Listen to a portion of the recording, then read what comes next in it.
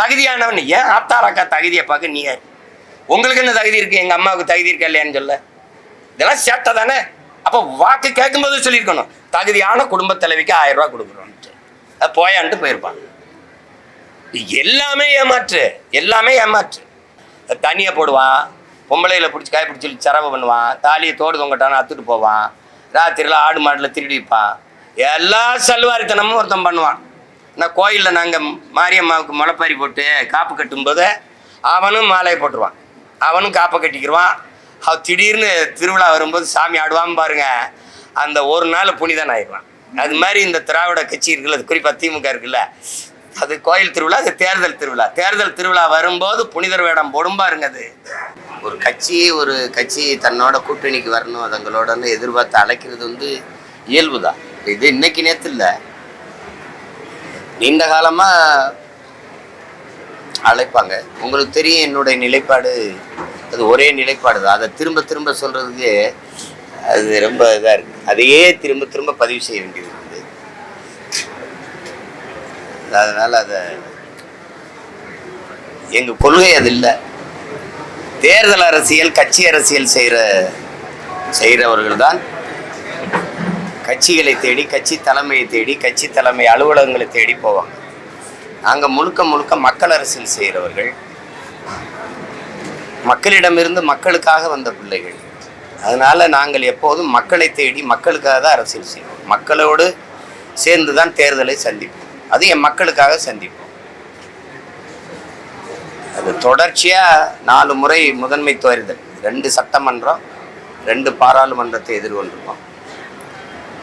வெற்றி தோல்வி அதை தாண்டி 5வது முறையும் ஒரு கட்சி தனித்து போட்டியிடுதுன்னா அது நாம் தமிழர் கட்சியாக தான் இருக்கும். அது 234 தொகுதியிலையும் போட்டியிடுவேன். 117 பெண்களுக்கு வாய்ப்பு, 117 ஆண்களுக்கு வாய்ப்பு.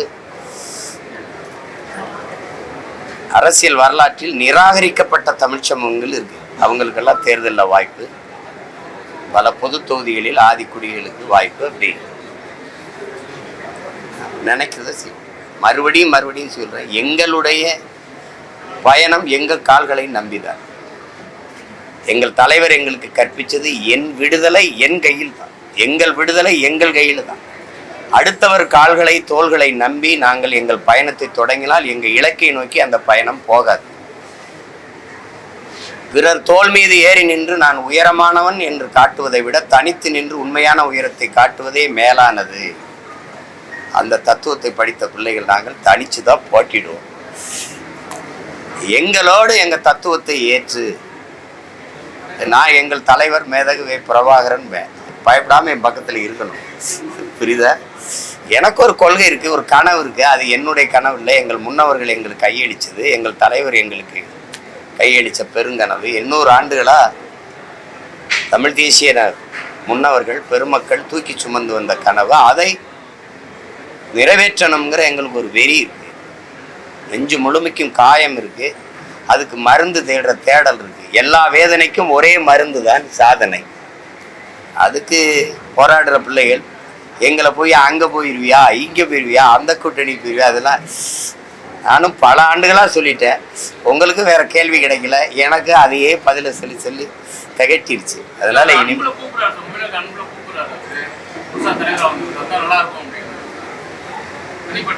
யாரு கூப்பிடல, எல்லாரும் தான் கூப்பிடுவாங்க. அது அழைக்கிறாங்க, அதுக்கு நன்றி. அழைக்கிறாங்க, நன்றி. அது எல்லாரும் தான் அழைப்பாங்க. இது எங்க நிலைப்பாடு.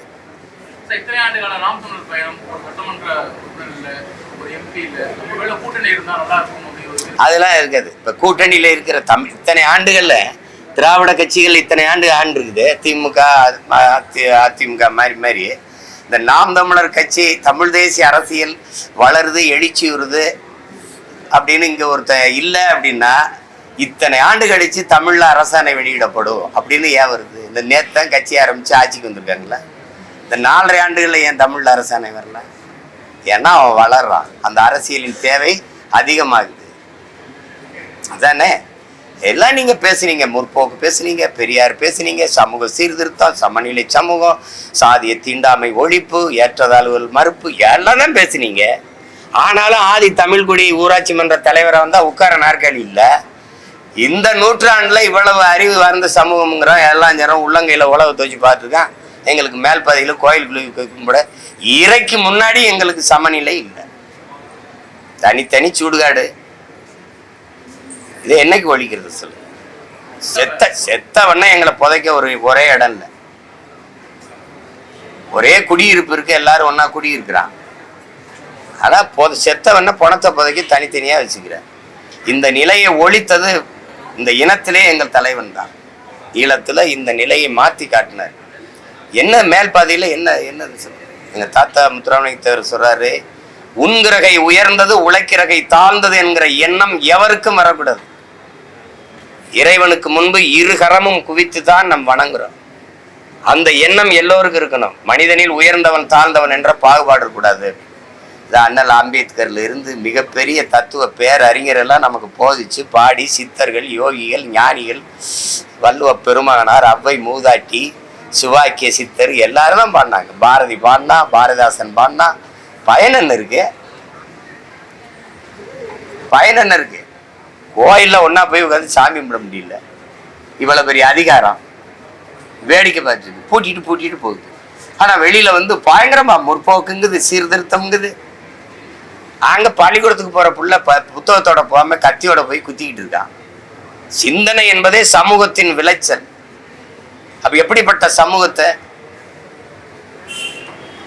இந்த நிலை மாறும்னா இன்னொரு தலைமுறை சரியாகி வந்து இதை மாத்தும் நினைச்சா அடுத்த தலைமுறை அந்த பிஞ்சு நெஞ்சுக்குள் இந்த நஞ்சு விழுந்தது எப்படி? கத்தி எடுத்து குத்தி ரத்தம் பார்க்கிற கொடிய மனநிலை அந்த பிஞ்சு நெஞ்சுக்குள்ள எப்படி வருது? அப்ப கல்வி எதை போதிக்குது? அவன் வாழுகிற சமூகம், அதை சுற்று அந்த சூழ்நிலை எப்படி அவனை உருவாக்கி இருக்கு? அந்த துணிவு எப்படி வருது? கத்தி எடுத்துட்டு போய் தன்னை வயதொத்த சக மாணவனை வெட்டிடலாங்கிறத எப்படி வருது? எவ்வளவு நடுக்கமும் பயமும் வருது பாருங்க. ஒரு தலைமுறை எப்படி தயாராகி வருது பாருங்க. எல்லா பள்ளிக்கூடங்கள், கல்லூரி வளாகங்கள்லையும், எல்லா வழிபாட்டு தலங்கள்லையும் போதைப் பொருள் இருக்கு. கஞ்சா, சாக்லேட் விற்கிது, மிட்டாய் விற்கிது. திரவம் அது மட்டும் இல்லை, எல்லா வழியிலையும் போதை இருக்கு. இப்ப இது ஒரு குற்ற சமூகத்தை திட்டமிட்டு உருவாக்குது. இந்த அரசு அதை பத்தி கவலையும் படுறதில்ல, ஒன்றும் படுறதில்ல. சட்டம் இருக்கு, இதுல ஒழுங்கு இருக்கா?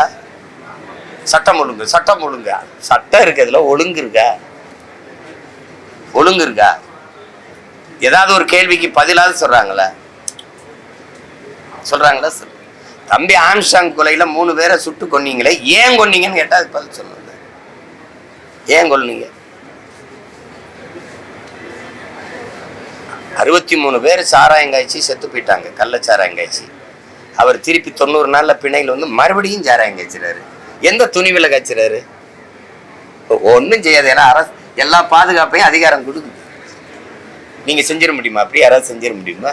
அது துணிவு எப்படி வருது? அதிகாரத்தில் இருக்கு. அவங்க அதிகபட்ச நடவடிக்கை என்ன? அங்க இருக்கிற மாவட்ட ஆட்சியரை பணியிட மாற்றுவாங்க, காவல்துறை அதிகாரியை, அதாவது மாவட்ட காவல்துறை அதிகாரியை பணியிட மாற்றுவாங்க. அதுதான் எல்லா குற்றங்களுக்கும். மயிலாடுதுறையில நல்ல சாராயம் விற்கிறாங்க, அது கோயிலுக்கு பக்கத்திலே விற்கிறாங்கன்னு படிச்சுக்கிட்டு இருக்க 2 பிள்ளைகள். அதுல ஒரு பிள்ளை என் கட்சி, எங்களுடைய பிள்ளை. 2 பேரையும் வெட்டியே கொண்டுட்டான். என்ன நடவடிக்கை இருந்திருக்கு? அதேதான் அந்த மாவட்ட ஆட்சியர் மாற்றம், அந்த காவல்துறை அதிகாரி மாற்றம். அரசுக்கு எந்த பொறுப்பும் இல்லை, அதுக்கு எதுவுமே தெரியாது. அரசுக்கு எதுவுமே தெரியாது. பாவம் அங்க இருக்க காவல்துறை அதிகாரி, அந்த மாவட்ட ஆட்சியர்கள் தான் எல்லா தவறையுமே. ஏன்னா அவங்க தான் ஊழல் போட்டு சாராயம் காய்ச்சி வீங்கன்னு சொல்றது எல்லாம் அவங்க தான். அப்படி ஒரு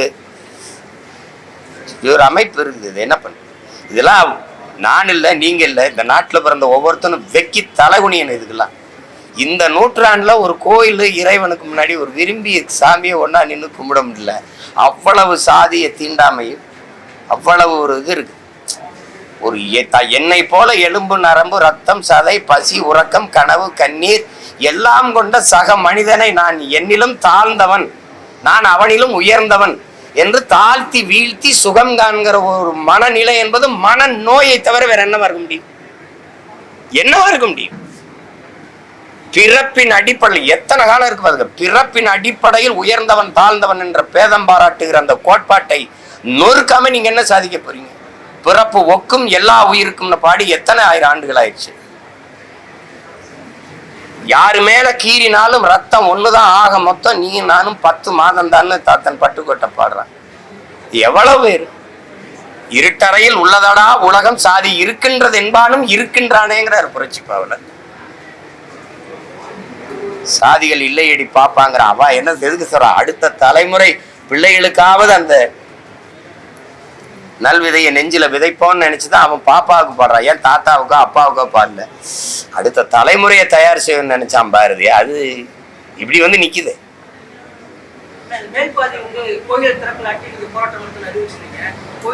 அது நான் சொன்ன கோயில் நுழைவு போராட்டம் செய்வேங்கிறதுக்காக தான் அவங்க அறிவிச்சாங்க. ஒரு அரசு இவ்வளவு வலிமை பெற்ற, இதை விட கொடுமை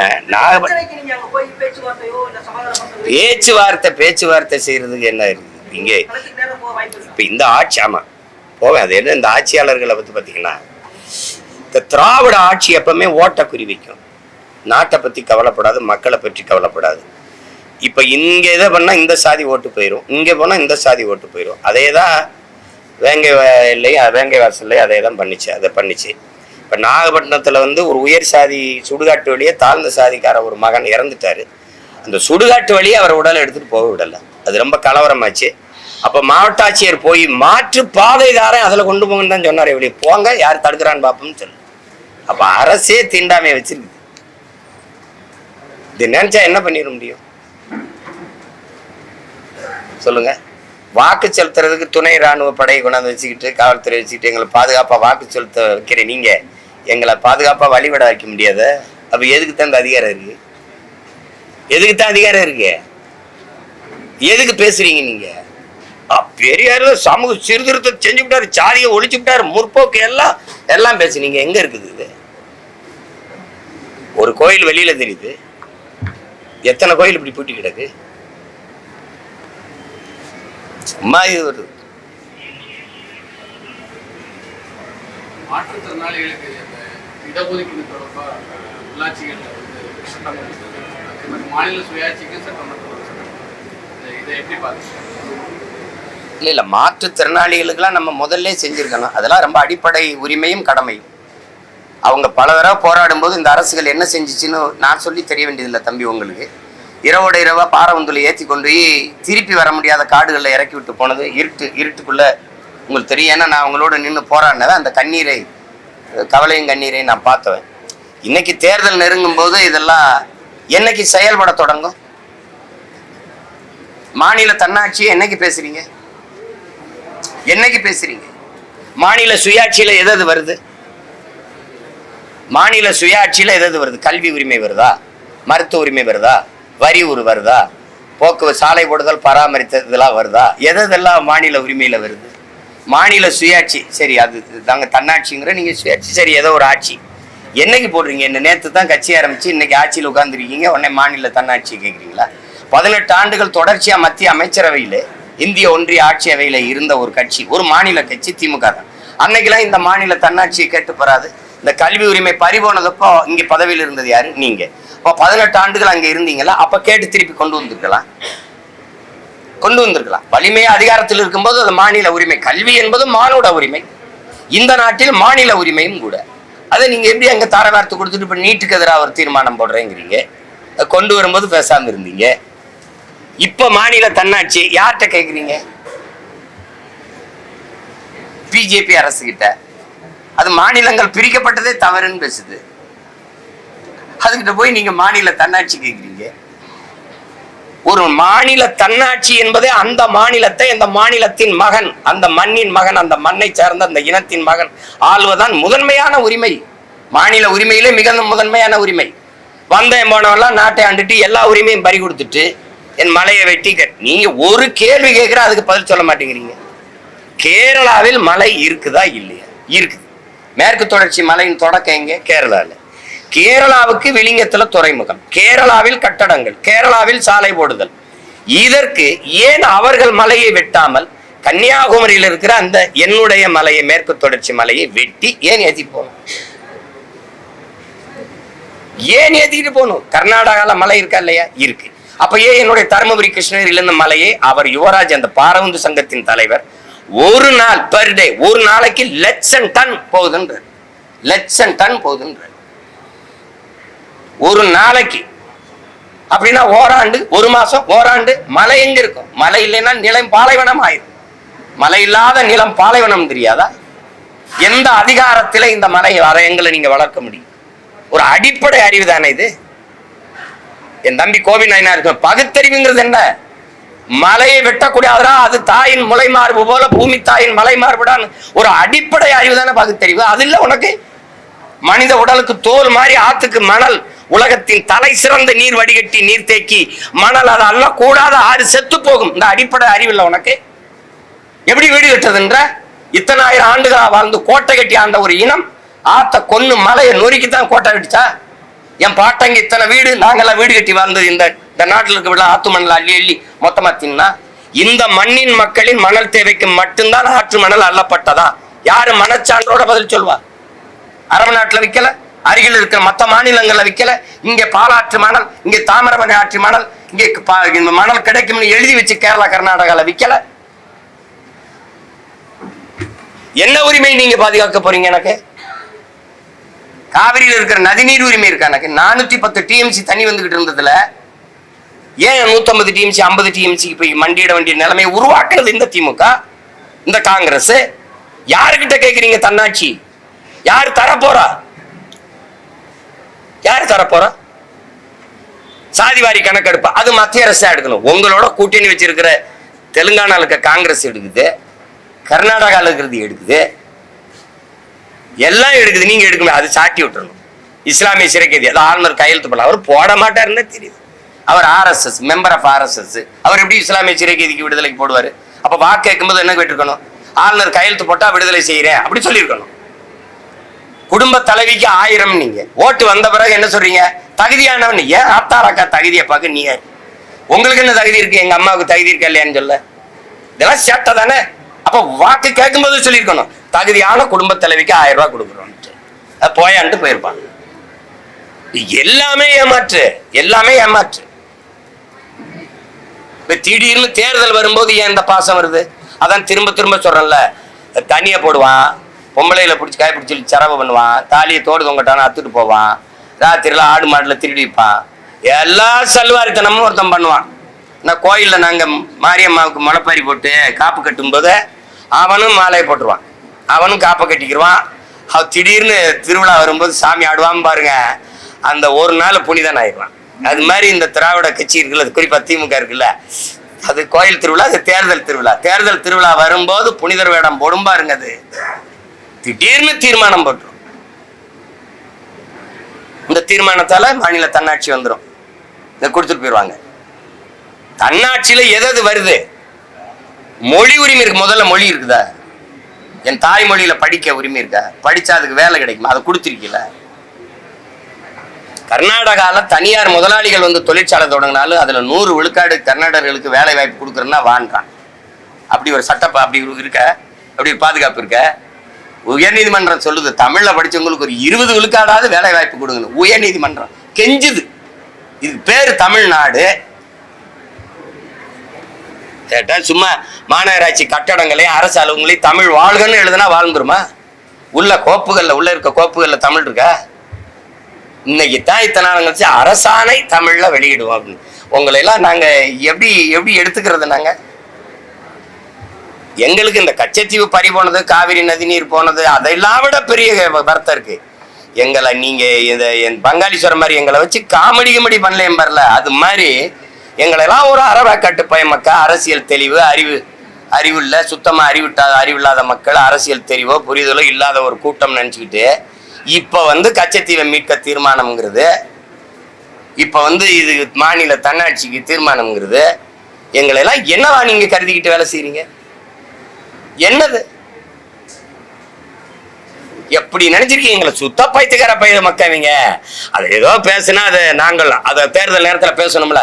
கச்சத்தீவை மீட்பிற்கு தீர்மானம், மாநில தன்னாட்சிக்கு தீர்மானம், அது நீட்டு தேர்வுக்கு எதிரான தீர்மானம். படிக்கணும்ல. அதையும் கூட அப்படி மனசுல இருந்து சொல்ல தெரியாது, பார்த்தா படிக்கணும். நீங்க போட்ட தீர்மானம் தாங்க அப்படி நெஞ்சில வச்சு சொல்லுங்க. அது எப்படி? ஒரு தலைவனுக்கு உள்ளத்திலிருந்து வரணும் வார்த்தைகள். மக்களின் பிரச்சனை மனசுல இருந்து வரணும், உதட்டுல இருந்து வந்து மக்களுக்கு என்ன பிரச்சனைன்னு பார்த்து படிக்கிற எப்படி தலைவனா இருக்க முடியும்?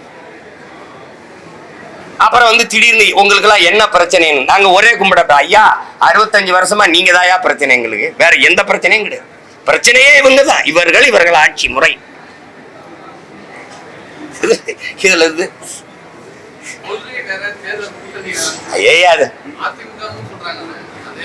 அது அவர்களுக்கு, எங்களுக்கு இல்ல.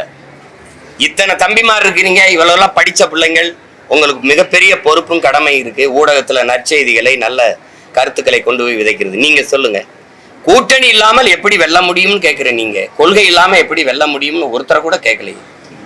கொள்கை முக்கியமா கூட்டணி முக்கியமா? கூடி கொள்ளையடிச்சா கூடி கொலை செஞ்சா சரின்னு ஏற்கிறீங்களா? உலகத்துல நீங்க சொல்லுங்க, நெருப்பை எப்படி நெருப்பை வச்சு அணைப்பீங்க? நெருப்பை தண்ணீர் வச்சு தானே அணைக்கணும், அப்படித்தானே? தீமையை எப்படி தீமையை வச்சு ஒழிப்பீங்க? நீங்க உலகத்துல இருக்க எல்லா சித்தாந்தங்களும் எடுத்துக்க. இறைமகன் இயேசு கிட்ட எடுப்போங்க, இறை தூதர் நபிகள் நாயகிட்ட போங்க, இல்ல பகவான் கிருஷ்ண பரமாத்மாட்ட போங்க, இல்ல சித்தர்கள் ஞானிகள் யோகிகிட்ட போங்க. தீமையை நன்மையை வச்சுத்தான் ஒழிக்க முடியும். அதுதான் எல்லா ஞானிகளும் மேதைகளும் நமக்கு கற்பிச்சது. தீமைக்கு மாற்று எப்படி இன்னொரு தீமை? சரி, திமுக அதிமுக போயிடும். ஊழலா லஞ்சத்தை ஒழிக்கணும். எப்படி ஒழிப்பிய? மது ஒழிக்கணும். இங்க மது இருக்குதா இல்லையா? அவன் 65 ரூபா கமிஷன் வாங்கினா கூட 25 ரூபா போட்டு வாங்குவான ஒழிய ஏதாவது இருக்குன்னு சொல்லு. இல்ல எதுல மாறுதல் சொல்லுங்க. இந்த கொடியில அண்ணா இருக்காரு, அங்க இல்ல, அவ்வளவுதான். பார்ட்டி செஞ்சிருக்கு, பாலிசி செஞ்சிருக்க. சொல்லுங்க தம்பி, நாங்க வந்தது தெளிவாய்க்கிறணும். ஒவ்வொரு தடவை இந்த கேள்வி எழுப்பக்கூடாது. ஆள் மாற்றம் ஆட்சி மாற்றத்துக்கு வரல. நாங்கள் அடிப்படை அமைப்பு அரசியல் மாற்றத்திற்கு வந்த புரட்சியவாதிகள், கட்டிய கட்டடத்திற்கு வெள்ளையடிக்க வந்த சீர்திருத்தவாதிகள் அல்ல. இந்த கட்டடத்தை தகர்த்து விட்டு புத்தம் புதிதாக ஒரு மாற்று கட்டடத்தை கட்ட வந்தவர்கள். அதைத்தான் இளைய புரட்சியாளன் பகத்சிங் கற்பிச்சிருக்கான். வெளிப்படையாகவே அநீதிகளால் கட்டமைக்கப்பட்ட சமூகத்தை தகர்த்து முற்றுமுழுதாக புதிய ஒரு சமூகத்தை படைப்பதற்கு பெயர்தான் புரட்சிங்கிறான். அதை செய்ய வந்த பிள்ளைகள். நீங்க இந்த மது, மதம், சாதி, போதை, இந்த ஏழு, பசி, வறுமை, பட்டினி, ஊழல், லஞ்சம், கொலை, கொள்ளை, அடக்குமுறை, இதெல்லாம் இல்லாத ஒரு தேசம் படைக்கணும்னா அது புரட்சியால மட்டும்தான் முடியும். அந்த மகத்தான மக்கள் புரட்சிக்கான பணியை தொடர்ந்து நாங்க செஞ்சுக்கிட்டு இருக்கோம். அதுல போய் நீங்க அவரோட சேர்ந்துருக்கணும், இவரோட சேர்ந்துருக்கணும். உங்களுக்கு எல்லாம் என்ன ஒன்னாப்தி பார்ட்டி ஆக்கி என்னையும் ஜோலியை முடிச்சு விட்டுறணும்னா நீங்களும் 10-12 வருஷம் ஆசைப்படுறீங்க. நானும் சிக்காம ஓடிட்டுறேன். நான் என்ன இங்க இருக்க ஐயா கருணாநிதி, அம்மையார் ஜெயலலிதா இவங்களை பார்த்து அரசியல் செய்ய வந்த பையன் நினைச்சிருக்கீங்களா? அப்படி ஆள் நினைச்சிருக்கீங்களா? உலக நாடுகள்லாம் எதிர்த்த போதும் ஒரு ஆளா நின்று சண்டை செஞ்ச தலைவனின் பிள்ளை நாங்க. விடுங்க, அதெல்லாம் எனக்கு ஒன்றும் இல்லை. கூட்டணி வச்சு 10 சீட்டு வென்றுட்டேன். வென்று போய் என்ன பண்ணுவேன்? வென்று போய் எங்க முன்னவர்கள் என்ன செஞ்சுட்டாங்க? ஏதாவது பேசுவாங்க, அவை குறிப்புல இருந்து நீக்குங்கம்பாங்க. அதுக்கு வெளியில இதே பேசிடலாம். மக்கள் மன்றத்துல பேசவே மகத்தான செய்திகள் கோடி இருக்கு. அங்க போய் என்ன போய் சாணியை தட்டலாம்னா இந்திய தேசத்தை ஏற்றுக்கொண்டு தமிழ் தேசிய பேசுறது நான்சென்ஸான அரசியல் சொல்லி திருமாவளவன் பேசுறாரு. தமிழ்நாடு கேட்கலாமே தவிர தமிழ் தேசிய இந்திய தேசத்தை ஏற்றுக்கொண்டவர் தமிழ் தேசிய அது எங்களுடைய அண்ணனுடைய கருத்து. பரவாயில்ல, அது எங்க அண்ணனுடைய கருத்து. அந்த கருத்தை நான் மதிக்கிறேன், ஆனா அதை ஏற்கல. விட்டுருங்க, வேற ஏதாவது பேசு. நான் பேசுற அரசியல் இருக்குல்ல, நாங்க செஞ்சுக்கிட்டு இருக்க அரசியல் 2006, 2004, 5 காலகட்டங்கள்ல இதெல்லாம் எனக்கு கற்பித்த பேராசான் யாரு தெரியுங்களா? யாரு? இப்ப கைகட்டி இருக்கல, இதே மாதிரி எங்க அண்ணன் அங்கே பேசிட்டு இருக்கும்போது முன்னாடி உட்கார்ந்து இருந்த பையன் தான் நான். புரியுதா? அதனால அதை விட்டுறணும். அந்த இடத்துக்கு போகக்கூடாது. எனக்கு நான் எதிரியை கருவில் இருக்கும்போதே குறிச்சிட்டேன், இவனை தான் நான் ஒழிக்கணும்ட்டு.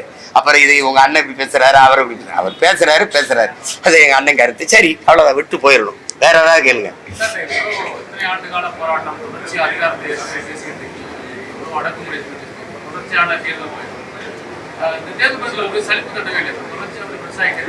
அது சலிப்பு. இப்படி வீர சுதந்திரம் வேண்டி நின்றார் வேறொன்று கொள்வாரோடி பாரதி எங்க பாட்டன்.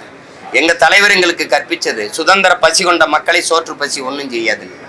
உயர்ந்த லட்சியமும் நோக்கமும் கொண்ட ஒருத்தனை இந்த தற்காலிக தோல்விகளோ இதெல்லாம் அடக்குமுறையோ ஒடுக்குமுறையோ சிறையோ வழக்கோ அதெல்லாம் ஒன்றும் செய்யாது. நாங்க செய்யறதெல்லாம் அது என்ன?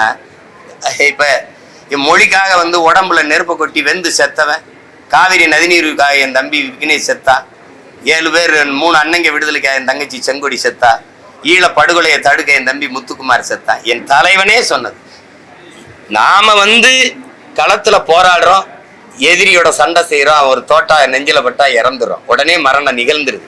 ஒருவேளை எதிரி கையில சிக்கிட்டா நெஞ்சில விஷக்குப்பி இருக்கு, கடிச்சா அடுத்த நொடியில மரணம் நிகழ்ந்துருது. ஆனா அதை விட பெரிய வீரம் உடம்புல எண்ணெயை கொட்டிக்கிட்டு நெருப்ப பத்த வச்சு சிறுக சிறுக சிறுக வெந்து வெந்து உயிரை கொடுக்கறது இருக்குல்ல, அதான் ஆகப்பெரிய வீரம். அந்த வீரம் தமிழ்நாட்டில தான் இருந்ததுங்கிறாரு. அதை வார்த்து வளர்த்தெடுக்காம அதை பார்த்த நாங்க போராளிகள் ஆயிட்டோம், நீங்க வாக்காளிகள் ஆயிட்டீங்களே தம்பின்னு என்று சொன்னது இன்னும் என் காதல கேக்குது. உங்களுக்கு விளங்குதுன்னு நினைக்கிறேன். அதனால அது ஒண்ணுமே கிடையாது. எங்கள் முன்னவர்கள் செய்த ஈகத்துல நாங்க செஞ்சுக்கிட்டு இருக்கோம். அண்ணன் படுற அவமானம் ஏச்சு பேசல, இன்னும் எங்க தலைவரை மட்டும் 100 விழுக்காடு ஏத்துக்கிட்டாங்களே. காந்தி மேல விமர்சனம் இல்லையா? எங்க தாத்தா காமராஜ், தெய்வத்திரு முத்துராமலிங்க, எங்க பாட்டை வஉசி மேல விமர்சனம் இல்லையா? இவனுக்கு விமர்சனம் இல்லைன்னா விமோச்சனம் இல்லை, தூங்க மாட்டான். அடுத்தவனை குறை சொல்லிட்டே இருக்குன்னு அவனுக்கு. அதனால அதை போய் பொருள்படுத்தி இருக்க வேண்டியது இல்லை. எனக்கு ஒரு சோர்வும் இல்லை. சோர்வு அடைகிற ஆள் மாதிரி இருக்கா? இல்ல அப்படி இருக்கா? பாருங்க, மற்றவங்க எல்லாம் கூட்டம் எழுப்பிட்டு இருக்காங்க. நாங்க அடுத்த தேர்தலை எப்படி சந்திக்கிறது கூட்டம் கூட்டமா பேசி போயிட்டு இருக்கோம். 100 வேட்பாளருக்கு மேல தேர்வு பண்ணி வச்சிருக்கேன். பாருங்க, 234ல 134 பேர் இளைஞர்களுக்கு கொடுப்பேன். இவெல்லாம் ஒரு வேட்பாளரான்னு ஒளி வாங்கி நீட்னான்னு வச்சுக்க, கொண்டே வருவான் அவனே. அவ்வளவு பெரிய ஆளுகளா வச்சிருக்கேன். சரிங்க, சும்மா அதெல்லாம் ஒரு 2 வாரத்துக்குள்ள 2 வாரத்துக்குள்ள கடிதம் அது அனுப்புறேன்னு இருக்காங்க. நான் கேட்டிருக்கேன். அது சில திருத்தங்களை சொன்னாங்க, அதை திருப்பி இதை வர மாறுதல் செஞ்சு கொடுத்துருக்கேன். வந்துடும்.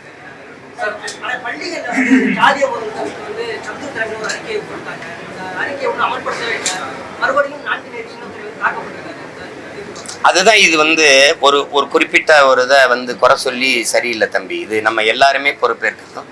நானும் நீங்களும் எல்லாருக்குமே இந்த கடமை இருக்கு. இது என்ன வருதுன்னா, நம்ம கல்வி ஒழுக்கத்தை நன்னெறியை கற்பிக்கல. அவங்க இப்ப நம்ம பெற்றோர்கள், ஆசிரியர்கள், அவர் வாழ்ற சமூக சூழல் எல்லாமே அதுக்கு பொறுப்பேற்க வேண்டியது இருக்கு. ஒரு குற்றம்னா அவன் ரூசா சொல்றான் பாருங்க, நீ குற்றவாளியை பிடித்து தூக்கில போடுறதுலே நீ கவனமா இருக்க. அவன் குற்றம் செய்வதற்கான காரணத்தை கண்டுபிடிச்சா அதை தூக்கில போடுன்றான். அப்ப அதுதான் சரியா இருக்கும். இந்த பிள்ளைகள் இப்படி செய்வதற்கு காரணம் என்ன? அதுக்கான காரணம், அந்த காரணத்தை கண்டுபிடிச்சு அதை களைவதுதான் நிரந்தர தீர்வா இருக்க முடியுமே ஒழிய, ஒரு தவறு செய்யறவரை தண்டிச்சுட்டு போனா அந்த தவறுக்கான காரணம் அப்படியே இருக்கும்போது நோக்கம் இருந்தா அமல்படுத்திருக்கும்ல. சரி, அந்த துப்பாக்கி சூட்டுக்கு மட்டும்தான் அம்மா அருணா ஜெகதீசன் கொடுத்த அந்த அறிக்கை இருக்குல்ல, அதுல என்ன நடவடிக்கை இருக்குது? 3 மணி நேரம் நேர் நின்று சாட்சி சொன்ன ஒரு அரசியல் கட்சியை சார்ந்தவன் நான் மட்டும்தான் இருக்கேன். நான் கொடுத்தேன். அதுக்கு என்ன நடவடிக்கை இருந்திருக்குது சொல்லுங்க? எல்லாம் குழு. இதுவரை 30 குழுவா நம்ம போடப்பட்டிருக்கு. நான் பலமுறை சொல்லிட்டேன், புழு கூட அரையங்கள நகரும், இந்த குழு அதுவும் நகராதுன்னு சொல்லிட்டேன். சும்மா அந்த நேரத்துல ஒரு சாலையில நீங்க பயணம் பண்ணிட்டு போனீங்கன்னா தம்பி, அப்படி சாலையை கொஞ்சம் பறிச்சு போட்டிருப்பாங்க, அப்ப டைவர்ஷன் போடுவாங்க, அப்படி திருப்பி விடுறது. அந்த அவங்க மொழியில மடை மாற்றுதல் அப்படிம்பாங்க. அந்த நேரத்துல நீங்க கொந்தளிச்சுட்டு இருக்கும்போது அப்படி நாங்க ஆதிநாராயணன் தலைமையிலே நாங்கள் இந்த இஸ்லாமிய சிறைக்கைதில் விடுதலைக்கு ஒரு குழு போட்டிருக்கோம். தங்கச்சி ஸ்ரீமதி இறந்து போனால் அதை விசாரிக்க 2 நீதிபதிகள் தலைமையிலே இன்ன வரைக்கும் அந்த கிராமத்துல விசாரிக்கிறாங்க. ஒரு கிராமத்துல ஸ்ரீமதிக்கு சொல்லுங்க, சிபிசிஐடி இன்ன வரைக்குமா விசாரிக்குது தம்பி? பல்வேறு அரசியல் கட்சிகள் முன்மொழி பதவி விலகணும் சொல்லிட்டு அமைச்சர் பதவி நீக்கம் சொல்லிருக்காங்க. ஆனா இன்னும் திமுக நடவடிக்கை எடுக்காம, அது அந்த கட்சி தலைமை முடிவு செய்யணும். நான் அதெல்லாம் சொல்லலை. ஐயா அப்படி முதிர்ந்த மூத்த தலைவர், ஒரு பேராசிரியராக இருந்தவர், அது பல மாணவர்களை உருவாக்கியவருங்கிறாங்க. ரெண்டாவது அவர் இருக்கிற உயரத்திற்கு அந்த பேச்சு கண்ணியமா இல்லை. அதை தவிர்த்திருக்கலாம். நீங்க அது அந்த அவ்வளவு பெரிய தலைவருக்கு அது அழகு இல்லை. அதுக்கு மேல கட்சியில நீங்க அதெல்லாம் நாம முடிவு எடுக்க முடியாதுல்ல. அது என் கட்சி இல்ல.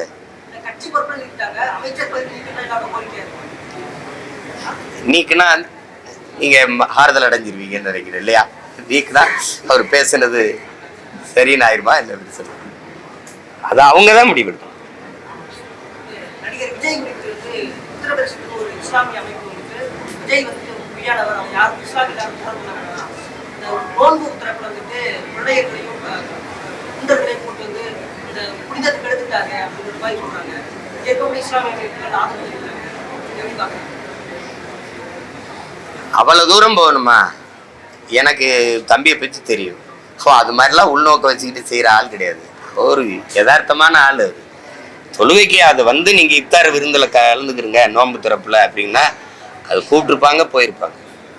அதில் போய் இவ்வளோ தூரம் பீகார்லேருந்து பஞ்சாப்லேருந்து பாகிஸ்தான்லேருந்துலாம் வந்துட்டு அறிக்கை விட்டுட்டு இருக்காங்கல்ல, அதெல்லாம் ரொம்ப வேடிக்கையாக இருக்குது. அது விஜயை பற்றி உங்களுக்கு தெரியாதா? சொல்லுங்க, தெரியுமா தெரியாதா? ஏன்னா இதெல்லாம் இது சும்மா ஏதோ சொல்லணும் பேசணுங்கிறதுக்காக பேசுறதுக்கெல்லாம் நம்ம பதில் பேசிட்டு இருக்க வேண்டியதில்லை. எனக்கு தனிப்பட்ட முறையில் தம்பியை தெரியும். அதெல்லாம் சும்மா பேசுவாங்க. அவங்களுக்கு ஏதோ பேசணும், ஒரு கவனத்தை தன் பக்கம் இழுக்கணுங்கிறதுக்காக பேசுறது தான் இதெல்லாம். இப்படிலாம் பேசுனீங்கன்னா அடுத்த தடவை இஃப்தார் வந்து கூப்பிட்டா வருவார் அவரு? சொல்லுங்க. இல்லைன்னா என்னை மாதிரி இருந்திருக்கும். எனக்கு நிறைய சொந்தக்காரங்க இருக்காங்க. பூரா எனக்கு பூரா சொந்தம் பூரா இஸ்லாத்தில். மச்சான் அப்படின்னு அனுப்பிடுங்க, மிச்சா சித்தப்பா அனுப்பிடுங்க, நான் வீட்டில் குடிச்சுக்கிறேன். அங்கே போய் இந்த ஒரு நாள் இஸ்லாமிய வேஷம் போட்டு கஞ்சியை குடிச்சிட்டு தொப்பியை மாட்டிட்டு வந்து அந்த நாடகம் வந்து எத்தனை நாளைக்கு நடத்துவீங்க? நான் என் மக்களினுடைய அவங்களுக்கு உறவானவன், உரிமைக்கு நிற்கிற உரிமைக்கானவன், அவங்களுக்கு அவங்க உணர்வுக்கானவன், உயிரானவன், அவ்வளவுதான். அந்த உணவுக்கானவன் இல்லை. உணவை கொடுத்தா சாப்பிடுவேன். அது சும்மா போட்டு அந்த நேரத்தில் இந்த வாக்குன்னு ஒன்று இல்லைன்னா நீ மதிச்சு போய் இஃப்தார் விருந்தில் குறிப்பிய. அது நெத்தியில் திருநீரோட தொப்பியை போட்ட ஆளுகள்லாம் இருக்கு, பார்த்துருக்கீங்களா? அதை நான் ரசிக்கலை. அது எல்லாரும் செய்கிறாங்க, அதனால நானும் செய்யணும்னு ஒன்று விதி இல்லை. அதனால நான் அதை தவிர்த்துக்கிறேன். அதுக்காக எனக்கு வந்து அது இல்லை, நீங்கள் போய் ஏன் பங்கேற்கீங்கலாம் விமர்சனம் இல்லை. அதான் அவங்க விருப்பம். நான் செய்கிறதுல யாரும் எங்கள் உறவினரும் நீ வந்தது என் தீரணும்னு யாரும் என்னை கூப்பிட்றதும் இல்லை. உங்களுக்கு புரியுதுன்னு நினைக்கிறேன். அதனால அதுல திரும்ப திரும்ப சொல்ற இந்த மாதிரி குற்றச்சாட்டுகள்லாம் தம்பி விஜய் மேல வைக்காதீங்க. அது நல்லா இல்லை. வேற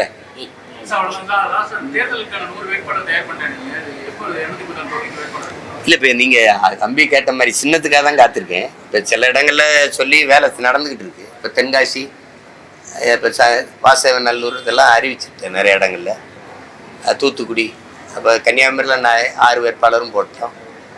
அப்போ இங்கே கீழ்வேலூரில் என் தங்கச்சி எங்கள் கார்த்திகா போட்டிடுறா. ஒன்று ஒன்றா தேர்வு பண்ணிட்டு வர்றேன். இப்போ எல்லாம் வச்சிருக்கேன். மொத்தமாக சொல்லிட்டா அவங்களுக்கு ஒரு இது இருக்காது இல்லையா?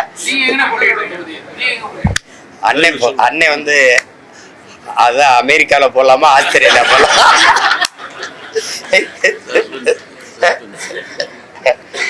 கார்த்தி இரு பொறுமையா இரு, அண்ணன் சொல்லுவல்ல. நீ ஏன் இவ்வளவு என்ன கூட்டணியே முடிவாகலடா தம்பி, அதுக்குள்ள நீ எங்க நிக்கிற பரவாயில்ல. கொஞ்சம் இரு, கடைசியா சொல்றேன். உனக்கே தெரிஞ்சிடும் அண்ணன் இந்த தொகுதியில தான் எல்லாத்தையும் அறிவிச்சுட்டாரு, அப்ப இங்கதான் போட போறாரு போல இருக்குன்னு நீயே கண்டுபிடிச்சிருவேன். கொஞ்சம் பொறு.